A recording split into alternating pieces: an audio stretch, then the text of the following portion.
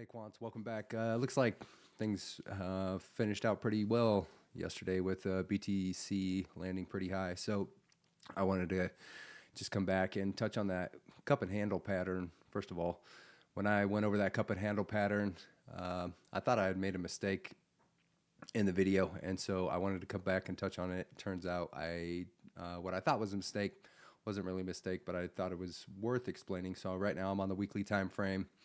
And I'm also just going to check and make sure if I'm on the log time frame or not. So if you're on the log time frame, just if you're wondering how I got that ridiculous price action, so I just measured on the long time frame, just used a simple trend line, measured from the bottom of the cup to the top, and then I duplicated that and copied it up here. And so the reason I'm going to undo that. The reason I kind of confused myself there is because when I switch back from log pattern, off log pattern, it scales up to that ridiculous $310,000 price. So if we're using log, that is a potential target. But if you're not using log, you might want to look at what the target could be in that case. And in that case, we'd potentially be looking at about $122,000, $23,000.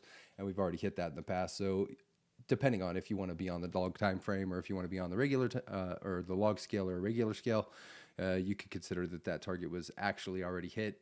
Depends on how you want to play that. But just wanted to mention that. From my perspective, I'm not really using that as a target. What I'm going to use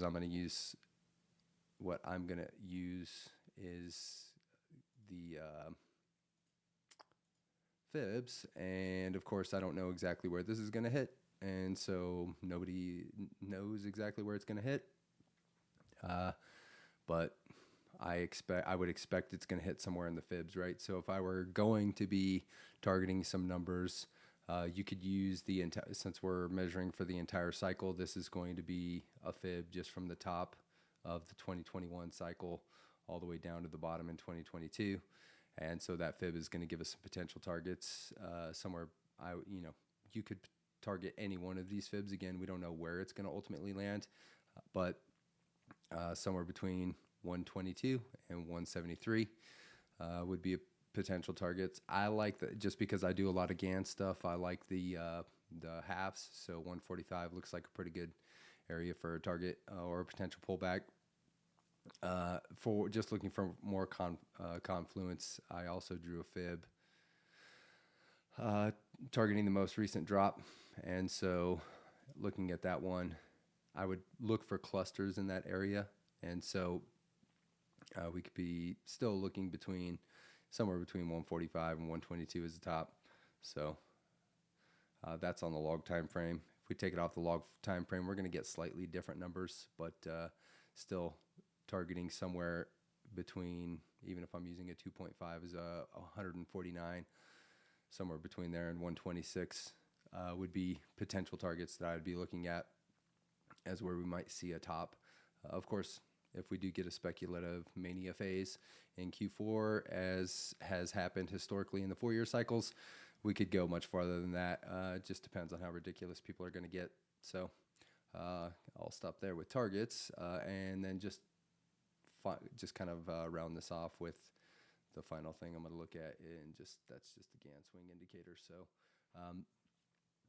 and this will be pretty quick.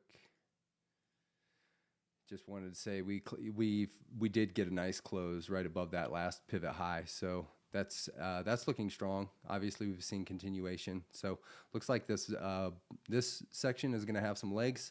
We'll have to see how far it goes. The knife is getting pretty high. Stochastics still have plenty of room.